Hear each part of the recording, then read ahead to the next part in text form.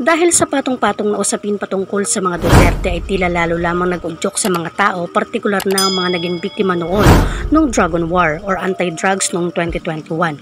Matatandaan na marami ang nawala ng mahal sa buhay dahil sa madugong pagpuksa umano sa mga drug addict na hanggang ngayon ay pumapalag pa rin ang mga pamilyang naulila na ayon sa kanila ay hindi nila matanggap na sa ganoon lang nagtapos ang buhay ng kanilang mga mahal sa buhay at karamihan sa kanila ay hindi naniniwala na gumagamit ng pinagbabawal na gamot ng kanilang mga yumaong kapamilya. Hanggang ngayon nga ay sariwa pa rin sa kanila ang sugat kahit pa nga ilang taon na ang nakararaan, kung kaya't nagsagawa ng rally ang mga ito upang ipahayag ang kanilang mga hinaing at hinanakit.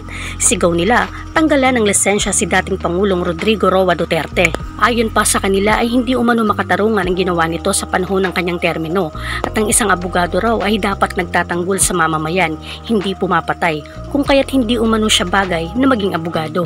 Samantala, nag-ugat ang pagsasagawa ng rally nang magpresenta umano si Digong na siyang tatayong abogado ng kanyang anak na si BP Sara Duterte sa gaganapin na impeachment proceedings at trial.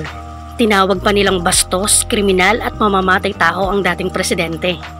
Sa tingin po namin, bawat abogado ay nararapat mabastos sa ganitong klase ng pagpipresenta niya ng kanyang sarili bilang isang abogado, bilang isang prosecutor. Tingin po namin,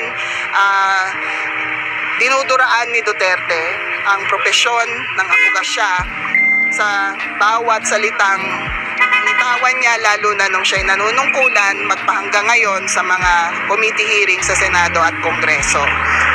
Samantala, kasama rin nilang nagrally ang ilang abogado at pare.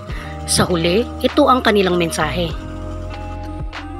Isa lang po ang mensahe ng complaint, no? Si Duterte ay kriminal, bastos, mamamatay tao at hindi siya karapat-dapat na abogado. Marami pong limitasyon yung prosesong ito, kasama na po doon yung sub judice rule.